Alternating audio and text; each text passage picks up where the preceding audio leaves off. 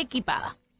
Y ahora nos vamos con nuestra próxima invitada, la presidenta del Colegio Médico, Isquia Siches, está con nosotros esta mañana para conversar de tantas cosas que están pasando en nuestro país. Bienvenida, muchas gracias por estar esta mañana en La Voz de los que Sobran, Isquia Siches. ¿Cómo se ha sentido, doctora? ¿Cómo se ha sentido usted? Hola, muy buenos días. Muy bueno. Muy bien, ningún problema. Claro. No tiene esas cosas típicas de vómito y esas cosas de... Nada, en realidad no tuve nada. Soy muy agradecida de mi embarazo hasta ahora. Bueno. Ningún síntoma molesto, nada. Solo que ahora siento que tengo ahí un alien que se mueve. Ha sido algo nuevo esta última semana que se empieza a mover, pero todo muy bien, así que ningún problema en realidad. Qué bonita etapa esa, son como olitas. Es un poco más duro y sobre todo en el verano que ha estado muy caluroso, pero hasta el momento muy bien. Qué bueno, qué rico. Y felicitaciones por eso que viene. Doctora, primero que todo quería que fuéramos al grano con el tema que tiene que ver con los malos tratos por parte del gobierno hacia doctores en general, ¿no es cierto? Y hacia los trabajadores de la salud. Si nos puede explicar a qué hacía referencia cuando habla de malos tratos. Bueno, ustedes sabrán que los gremios en general siempre estamos en conversaciones con las distintas autoridades para poder tener agendas de soluciones de problemas de distinta índole. Nosotros en particular con este gobierno hemos venido firmando algunos acuerdos desde la era Santelices, después nos reunimos con el ministro Mañalich, su subsecretario, y con la llegada en agosto del doctor Enrique París hicimos lo mismo, pero llevamos mucho tiempo, más de 3 años, intentando ordenar un área que son las asignaciones de las remuneraciones. El sueldo de los médicos de las leyes públicas se hace con un sueldo base y varias asignaciones que complementan la remuneración. Eso está muy desordenado en el país y particularmente los médicos más jóvenes y quienes son nuevos dentro de la red pública no han tenido reajustes o no se han homologado a sus pares. En general en la red pública hemos logrado que a los médicos se les pague bien, pero es muy dispar. Habíamos llegado a algunos acuerdos para fortalecer eso y también la atención primaria de salud, lo cual lamentablemente no se ha logrado concretar y hemos tenido el anuncio que no hay recursos para estas asignaciones a pesar de los compromisos y que tendríamos que vivir rebajas de las remuneraciones. A nosotros ya nos cuesta harto intentar mantener a los colegas en la red pública, claro. Y obviamente en este contexto de pandemia es bien desesperanzador que el gobierno tome algunas acciones como esta. Y la guinda de la torta fue algo que es simbólico. Nosotros sabemos que nuestros médicos y médicas tienen buenas remuneraciones, pero nos sentimos trabajadores como el resto del equipo de salud y se incorporó un bono para el personal de salud en donde se dejó excluido al cuerpo médico y ha sido bien incomprensible para nosotros esa definición. Nos parece políticamente muy incorrecto, poco acertado, entendiendo que nuestros equipos están también muy cansados y es una pésima señal. Claro, están poniendo en riesgo su vida. Más de 22 colegas fallecidos, los equipos están cansados y muchas veces a nuestros colegas les toca también liderar parte de las unidades de cuidados intensivos, de los servicios de urgencia. Muchos cubren servicios de distintos recintos públicos y privados. Nos pareció, estamos bien decepcionados, sobre todo porque en general hemos intentado trabajar con el gobierno de la mejor manera, pero esta ha sido un balde de agua fría sin duda. Y de hecho, para que pudieran los demás trabajadores de la salud recibir ese bono fue también una lucha enorme. Tampoco fue que hayan abierto el bolsillo y hayan dicho sí, se lo merecen todas y todos los trabajadores y trabajadoras de la salud. Eso no fue así tampoco. Entonces, claro, es muy simbólicamente es muy importante lo que usted está diciendo, doctora. A ver, Daniel, sí. Me gustaría. Lo que pasa es que a mí hay una cosa aquí que no logro entender y a ver si me lo aclara. ¿Hay algún compromiso firmado por el gobierno, y hablemos del Estado en general, que no estén cumpliendo? ¿O lo que no están cumpliendo son las expectativas conversadas en algún momento? Porque hay una distinción muy grande en que el Estado no pague algo que ya firmó, que está obligado. Por ejemplo, el bono de retiro de los profesores. Lo veía ayer en la televisión abierta, que hay gente que lleva, no sé, 4 años habiendo salido del Estado como profesor, tiene derecho a un bono de retiro como profesores y no se lo han pagado. Entonces va donde su secretario y dice, es que no salió una ley, es que el reglamento, es que estamos tratando de... Y el Estado tiene la obligación por ley de pasarlo y no lo pasa, y hay gente que se ha muerto sin que se lo pase. Entonces uno dice, bueno, el Estado no está cumpliendo, entonces ya es loco. Y es lo que está diciendo usted, que hay obligaciones ya suscritas que no están cumpliendo, o son expectativas conversadas que no las están llevando a cabo. Nosotros tenemos compromisos firmados que no se han cumplido. Eso también intentamos acudir al presidente de la República porque entendemos que no es solo dentro de la era Enrique París, sino claro, que son parte de los ministros con los cuales nos ha tocado intercambiar opinión y negociar, pero a pesar de esos compromisos hoy día no se están cumpliendo en un periodo muy álgido, y de hecho una de las estrategias para poder mejorar la respuesta de salud mental de los propios trabajadores de la salud es no crear esta suerte de incertidumbre, porque menos bajas de remuneraciones es parte como del ABC mínimo de la estabilidad laboral que uno le tiene que poder entregar a los trabajadores, en este caso de la salud, y esperamos que se pueda resolver. Nosotros no tenemos ningún ánimo, créanme que estamos todos bien cansados, no tenemos ganas de tener que movilizarnos, pero el gobierno nos deja pocas opciones. Nosotros hemos intentado conversar con el ministro, le entregamos una carta al presidente, tenemos todo el ánimo de poder dialogar en las propuestas, pero sin duda no podemos tolerar que existan una rebaja de las remuneraciones en este contexto. Claro, es que absurdo. Eso ya es el colmo. Es absurdo, porque estamos hablando de ¿qué problema tenemos ahora? No sé, ¿un problema con los animales? No. ¿Qué tenemos? Una pandemia. ¿Quiénes son los principales que tienen que preocuparse de la pandemia? Los que es del área de la salud. Entonces tengo que empoderarlos, tengo que darles las herramientas, tengo que tenerlos bien, porque son los que están preocupados. No, a eso les rebajo el sueldo, a eso no les cumplo. O sea, es no tiene sentido. Para todos nosotros no tiene ningún sentido. Son los que nos están protegiendo, son los que están dando la cara, son los que están poniendo toda su vida, porque es una pandemia mundial. No es un tema, no sé, climático, es un tema de salud. Ya, esos son los que tenemos que tener bien. No, a esos los que quiero rebajar el sueldo, a eso no se los reajusto, a eso les prometo algo y no se los cumplo. Es ya lo más tonto que puede existir como acción gubernamental. O sea, es como decir, mira, hay muchos incendios, le vamos a bajar los materiales a los bomberos. Esa es la relación que uno haría. O sea, no, a los bomberos en un momento que hay mucho incendio hay que darles materiales, hay que darles lo que necesitan, etcétera. Esto es una pandemia de salud, hay que darle los elementos a aquellos que la combaten, los médicos y todo el personal de salud. A eso les quiero bajar el sueldo. Es ya lo más tonto que puede existir. Es más, si uno lo compara, y perdónenme que me extienda un poco, con lo que pasa con Espacio Riesgo, le paso la plata, no a los médicos, se la paso a unos señores privados, que además no la uso, que la Contraloría me lo... O sea, y todos estos centros de donde hay unos que le pagaron doble. O sea, la plata de la salud ni siquiera la usan los médicos o el personal de salud. La uso para pagar Espacio Riesgo, la uso para pagar a centros de salud que no uso. Entonces, tú dices, incluso ese dinero lo uso mal. Es como decir, bueno, no entienden nada. Yo, doctora, quería comentarle también que en estos momentos es noticia que los funcionarios del Hospital El Pino están realizando una manifestación afuera del recinto en San Bernardo, y básicamente comenzaron un paro tras las agresiones de los familiares de un paciente fallecido por COVID-19, que son las imágenes que estamos viendo a continuación. Nuestros compañeros ya están cansados, dice Patricio Torres, presidente de una de las asociaciones de funcionarios del recinto. Y ayer también usted decía que es probable que también se vayan a alguna movilización los médicos, porque parece que es la única forma en que el gobierno entiende, digamos. Sería su única forma de dialogar. ¿Qué le parece esta movilización, estas agresiones además? Y si es posible que los médicos también se vayan a paro.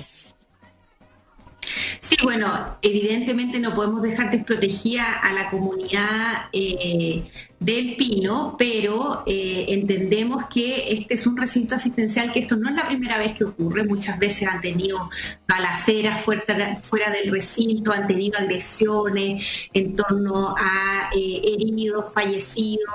Eso nos ha pasado varias veces. De hecho, estaba recordando que en mayo, junto al vicepresidente, tuvimos que ir a visitar el Hospital El Pino justamente por las agresiones. También el año pasado una situación similar.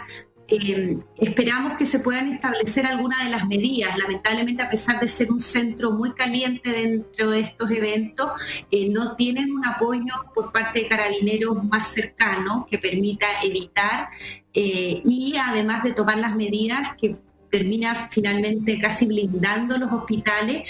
Y nosotros también hacer un llamado a la ciudadanía a recordar de que el personal de salud está de parte de la ciudadanía, de que entendemos que a veces hay rabia, de que a veces los sistemas no funcionan tan bien, claro, pero esperamos que, independiente de las trifulcas que hayan en la calle o en algún recinto, ojalá los recintos de salud sean espacios protegidos donde, independiente de los problemas que existan, todos ayudemos a cuidar a nuestro personal de salud, por lo mismo que hablábamos recién, valorarlos. Estamos todos muy cansados y esperamos que esto se pueda resolver. Nuestro vicepresidente ya está en contacto con nuestros colegas del Hospital El Pino, pero lamentablemente no es la primera vez, se han hecho otras movilizaciones en el pasado, se hacen estas mesas que finalmente no terminan en nada.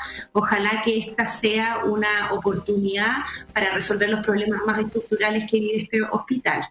Claro. Es muy... Ya, pero no se corra, pues, doctora. ¿Van a hacer algún paro si es que la copa no avanza o no? Se lo preguntó Lale. Y en general, bueno, esa no es una definición que tome yo, es una definición que toma el Consejo Nacional. Particularmente, yo personalmente no soy tan partidaria de las huelgas médicas, porque creo que los que más terminamos afectando es a la población y no muchas veces a quienes estamos intentando presionar, que son las autoridades. Sí creo que el gremio médico tiene que establecer movilizaciones e intentar no dañar más a los pacientes que han visto muchas atenciones postergadas. Estamos en medio de una pandemia, una condición sanitaria muy hostil, pero sin duda no es una definición que tome solo yo, y si las remuneraciones bajan, me imagino que nuestros colegas y nuestros dirigentes a nivel nacional van a tener muy pocas opciones. Y lamentablemente el gobierno nos ha dado este tipo de respuestas. Parece que todo se hace a punta de paros y no intentando lograr la solución. Es un desgaste para ellos, un desgaste para nosotros, algo que afecta a los pacientes, y si es evitable, ¿por qué no evitar? Ese es nuestro llamado, intentar lograr el acuerdo lo antes posible y cumplir con los compromisos que ya han establecido con nuestro gremio. Sí, de todas maneras, la verdad es que no pareciera ser el momento apropiado para que el gobierno esté en este tira y afloja que no parece tener ningún sentido, ¿no? Lo que pasa es que cuando un gobierno está gobernado por el Ministerio de Hacienda y por el Ministerio de Interior y no entregando estamos en una pandemia, como que no dejo de sorprenderme. A propósito de lo mismo, cada uno de los meses para que esto termine, son como 14 meses los que quedan. Sí, 14 meses. Le llevamos en una cuenta ahí, ¿ah? Vamos con un calendario. Doctora, a propósito de la situación del COVID, estamos viendo que pareciera que estuviese un poco descontrolado, en el sentido de que ya hay regiones que tienen sus camas críticas en el 100% utilizadas, tienen que ya estar trasladando pacientes. En Antofagasta, que es una región que debería, donde está la riqueza del país, digamos, impresionante que sucedan ese tipo de cosas. Habla un poco también del centralismo, ¿no? Y también entiendo que en la región metropolitana también estamos en una etapa que ya están las camas críticas prácticamente entiendo que como un 85% ocupadas. ¿Cuál es su visión sobre este tema y las políticas públicas? El permiso de vacaciones, el toque de queda, etcétera. ¿Qué piensa usted? ¿Cómo se está llevando a cabo esta, no sé si llamarle segunda ola, rebrote, pero en la situación que estamos actualmente con la pandemia? Bueno, es difícil quizá darle esta nomenclatura, pero sin duda los casos están aumentando. Eso hemos visto, han aumentado los números de reproducción, las proyecciones no son muy auspiciosas en esa línea.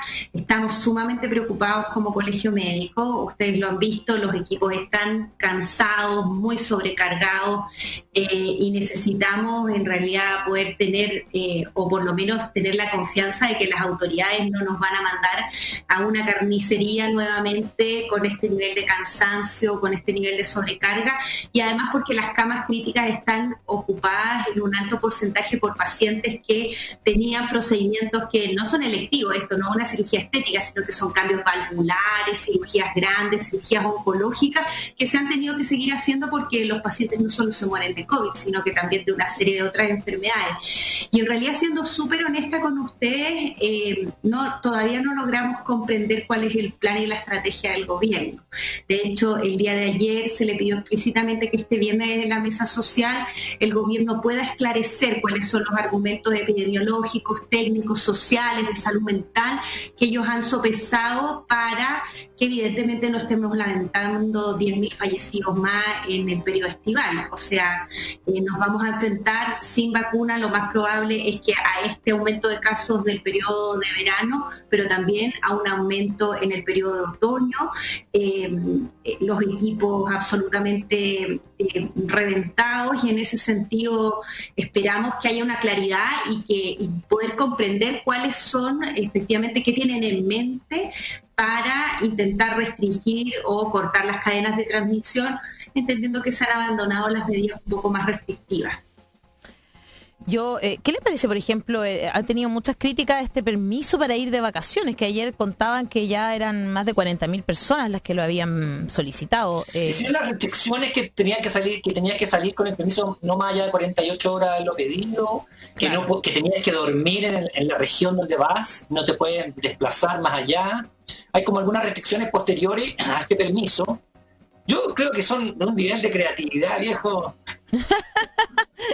¿Qué piensa usted? Bueno, es necesario que los equipos puedan conocerlo. También esto que hablábamos de la salud mental, claro. Cuando uno tiene esta incertidumbre de que nos estamos como acercando al precipicio, eso también crea ansiedad en los equipos de salud, de que va a volver a llegar un golpe muy fuerte dentro de los sistemas sanitarios, y es bueno esclarecerlo para que nosotros le podamos explicar a nuestros equipos qué hay en mente, cuál es la estrategia. Se entiende que las personas están encerradas, que particularmente en las regiones donde no hay costa las temperaturas han sido muy altas.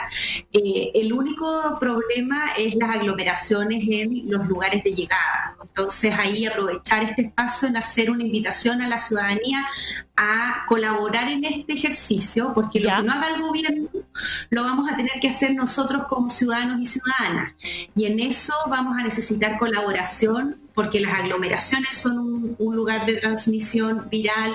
Intentar evitar al máximo, sobre todo en aquellos litorales que son muy pequeños y que habitualmente estamos acostumbrados a ver a las personas muy concentradas. Ojalá elegir destinos un poco más aislados que nos permitan quizá relajarnos un tiempo, pero que no tengan estas dinámicas que pueden ser tan propicias para diseminar, como también colaborar cumpliendo con las cuarentenas cuando uno es contacto estrecho. Sabemos que hay muchas personas que saben que son contacto estrecho, sospechan que no se contagiaron y siguen haciendo su vida normal y terminan siendo un foco de contagio para otras personas, hasta sus seres queridos. Y lo otro, y es que nos ha costado mucho, es que la gente llegue precozmente a consultar, porque no hay muchos otros virus circulares. De hecho, hoy día veía el reporte, dentro de los más de 400 test de virus en general que se hacen en los centros Centinela, 3 resultaron positivos. Todo el resto es COVID. Entonces, cuando uno tenga síntomas muy incipientes, hay que sospecharlo, porque es casi el único virus circulante de los resfríos, de los síntomas más habituales, y acudir al tiro y autoaislarse para poder, ojalá, detectar y cortar esa cadena de transmisión. Claro, oiga, eso es súper...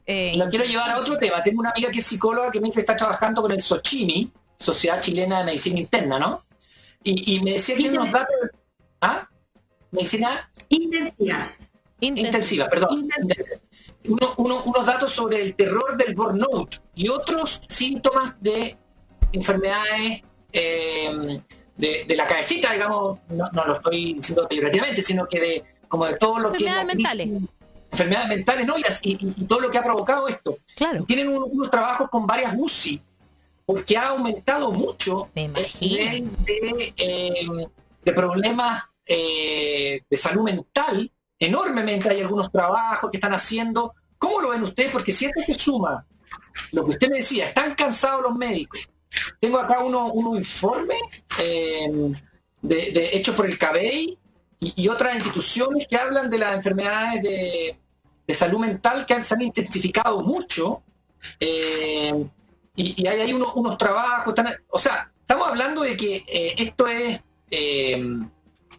no solamente está el COVID, y está el estrés y el cansancio que usted nos estaba contando de los equipos médicos y de los equipos de salud, sino que también hay temas de salud mental que han aumentado en forma, no sé si exponencial, pero muchísimo, y que no se han mostrado tanto. No sé si tiene opinión usted o tiene alguna información.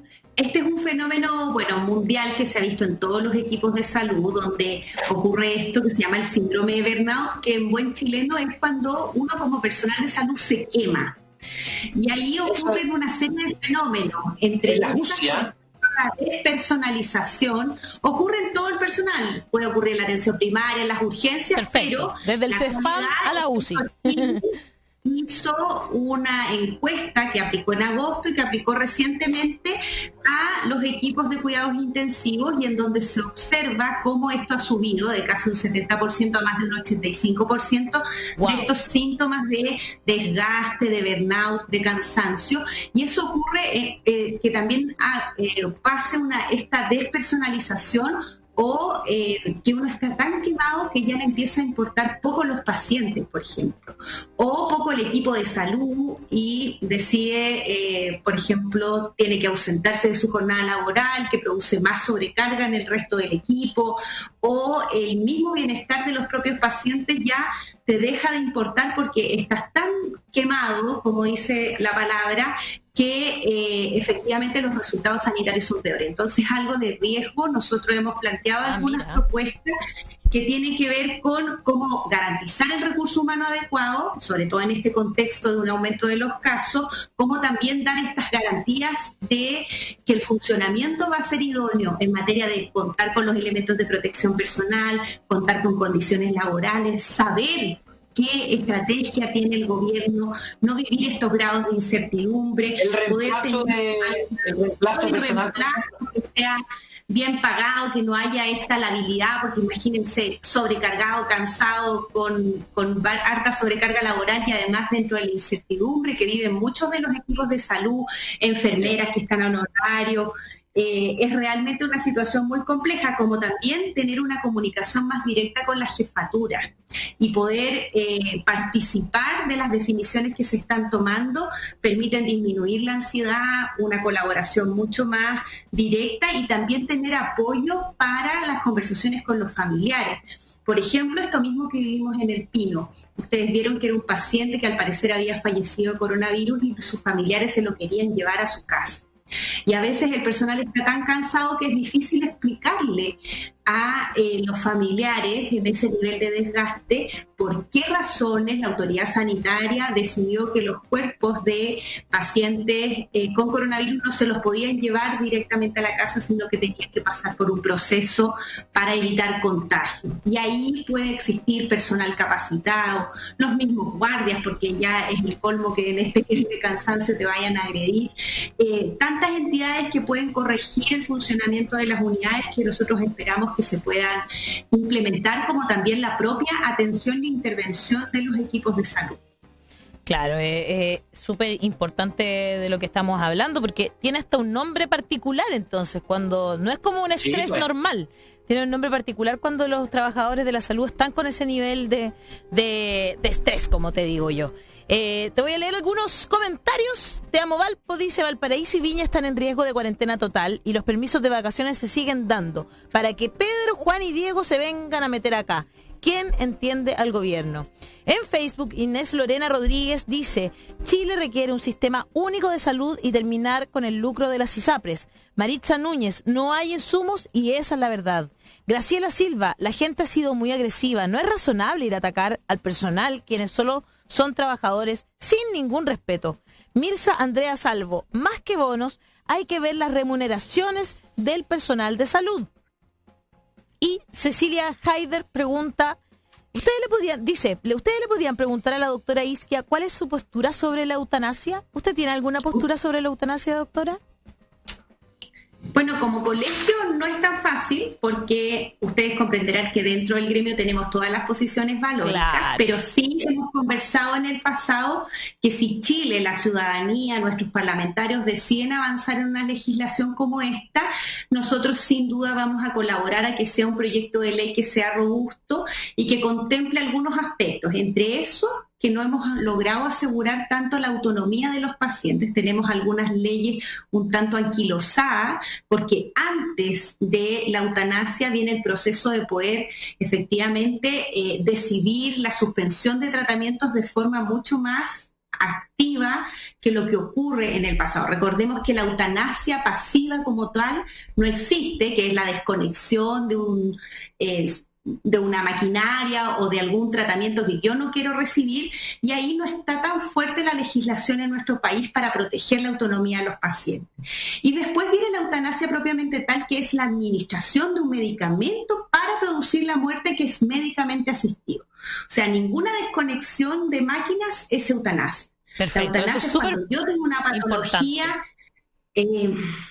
terminal, crónica, y quiero activamente que el personal de salud me ayude a morir administrándome un medicamento, una inyección letal. Eso es propiamente eutanasia, y eso obviamente hay que cumplir una serie de garantías, pero en Chile tenemos algunas fragilidades que están previas, entre ellas el manejo del dolor. Los cuidados paliativos en Chile solo están garantizados para los tratamientos oncológicos. Todos los otros dolores de enfermedades crónicas, neuropatías, patologías osteomusculares, enfermedades que no están en esa categoría quedan exentos. Y dentro de los pilares es que alguien que quiere acceder a la eutanasia no esté sufriendo dolor y que ese no sea el gatillo de su decisión, sino que es alguien que cuando ha llegado al límite de la medicina, con toda su voluntad y su raciocinio, toma la definición que no quiere seguir viviendo, y es una definición que no está como impulsada ni por dolor ni por un tercero, es una decisión que se toma de forma libre. Si Chile desea avanzar hacia allá, que creo que es un gran desafío, obviamente va a ser un proceso virtuoso desde nuestra perspectiva para resolver lo que ocurre con cuidados paliativos y también la autonomía, para finalmente decantar en un proyecto como este, pero tenemos algunas etapas previas en las cuales estamos al debe. Mira, qué bueno que lo haya aclarado. Qué interesante, muy bueno que lo haya aclarado. Súper interesante. Aquí la mezcla de cosas que se hace. Autonomía, alguna... nuevamente, ¿viste?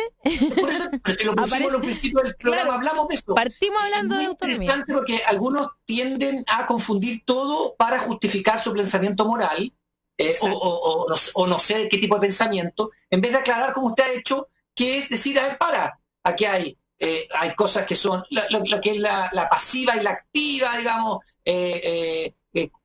Todo lo que es lo paliativo que en Chile no está bien hecho. Es más, les voy a decir algo: la Iglesia Católica, que algunos la citan, no te obliga a estar conectado a ningún ente artificial, ni una máquina, ni nada, para que ustedes sepan. O sea, entonces cuidado con mezclar cosas o sea, a algunos no les interesa que todo esté claro, transparente, y que se pueda avanzar, como bien dice la doctora, a una cuestión bien virtuosa, discutida, bien conversada, virtuosa, sí, absolutamente. Muchas gracias por aclarar. Otra pregunta que le hacen, doctora, y que me gustaría que si le interesa responder, dice Paula CJ, dice: sería bueno que Isquia se refiera a los ataques con agua con químicos a los manifestantes y a las brigadas de salud que son TENS.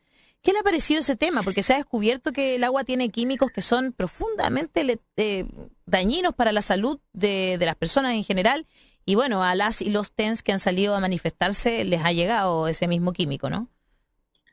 Bueno, ustedes recordarán que en el contexto del estallido social, nuestro Departamento de Derechos Humanos, que siempre ha estado muy cercano a las víctimas de las represiones policiales y sobre todo el uso de armas menos letales y particularmente también el uso de químicos dentro de los carros lanzaguas, existieron muchas dudas por la gravedad de las lesiones cutáneas que se vieron en algunas de las personas y manifestantes.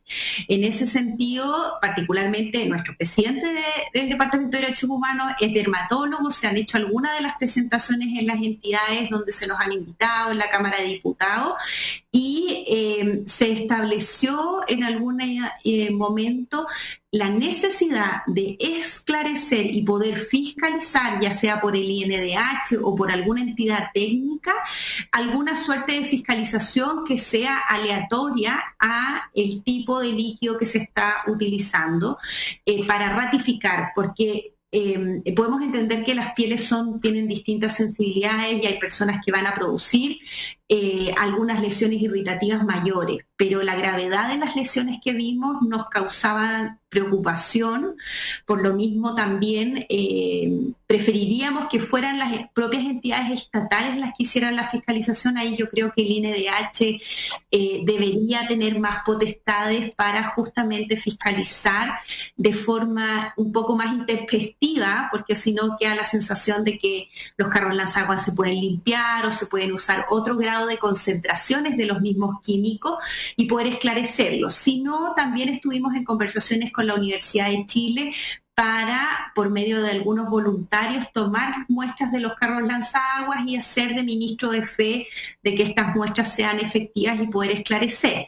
Obviamente yo preferiría que no tuviéramos que someter a ello a nuestros colegas del Departamento de Derechos Humanos, y preferiría alguna instancia más formal donde más que ellos tuvieran que ir a exponerse, ojalá pudiera llegar ya sea algún perito, la propia Contraloría, la Fiscalía, a tomar muestras en algún momento X que nos permitiera clarificar las concentraciones y los químicos que están presentes. Creo que es un desafío que tenemos pendiente. Entre todo este contexto de pandemia no se ha podido esclarecer, pero sin duda sería muy bueno tenerlo claro y que ese proceso de fiscalización supere estos eventos. Claro. Que a veces van quedando un poco en la historia, sino que tengamos un mecanismo de fiscalización de todas las armas menos letales y gases químicos. Exacto. Que han dicho, incluso se ha hablado de que provocan abortos, incluso en personas que viven en la zona más compleja, digamos, en los alrededores de Plaza Dignidad. Hay mujeres que han dicho incluso que le ha provocado abortos espontáneos. No sabemos si es espontáneo o no. Habría sido quizás producto de estos químicos. Sería muy, muy positivo saber lo que se está usando. Ya tenemos que ir terminando y cerrando esta entrevista, pero no quiero irme porque le hacen muchas preguntas valóricas, doctora. También preguntan por aborto. Yo creo que tiene mucho que ver con lo que justamente hablamos de la autonomía, ¿no es cierto?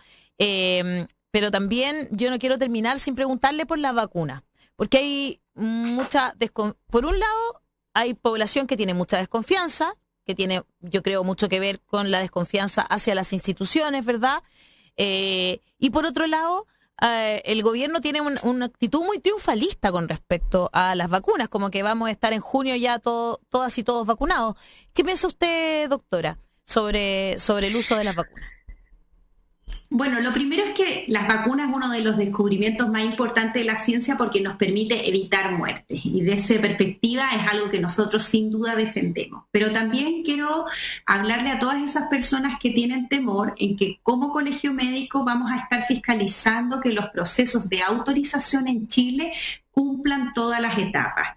Existe algún grado de incertidumbre mundial, sobre todo de la disponibilidad de vacunas. ¿Por qué? Porque ustedes han visto las grandes potencias como requieren en estos momentos grandes dosis de vacuna y la capacidad de producción del mundo es limitada. Frente a las dudas y preocupaciones de las personas, creo que, y esperamos nosotros contribuir a eso, en una entidad, sobre todo como el Colegio Médico, que no tiene relación con la industria farmacéutica. Nosotros hoy día establecemos una política muy clara, particularmente su dirigencia, de ninguna relación, no nos paga Pfizer, no tenemos ningún interés económico con ninguna de estas industrias, aclararlo, pero sí poder responder las multitudinarias dudas que existen y no de una mirada punitiva, sino que entendiendo y abrazando a aquellas personas que tienen sus legítimas preguntas.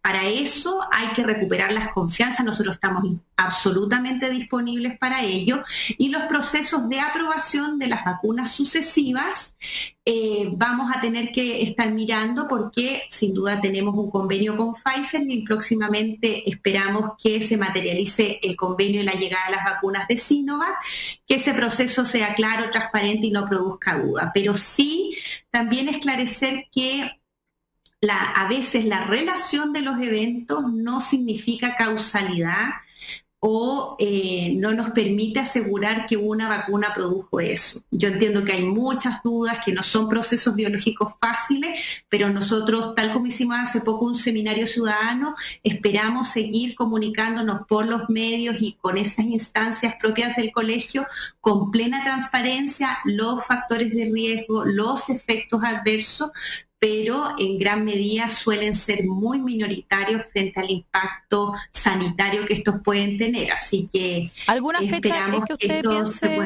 piense, doctora, que podría avanzarse en la vacunación? Yo creo que esa es la incertidumbre más grande. Entendemos que el programa ya tiene aseguradas 5 millones de dosis de Pfizer. Nosotros esperamos que al gobierno le vaya bien y ojalá esas vacunas lleguen, pero es un escenario geopolítico de incertidumbre mundial.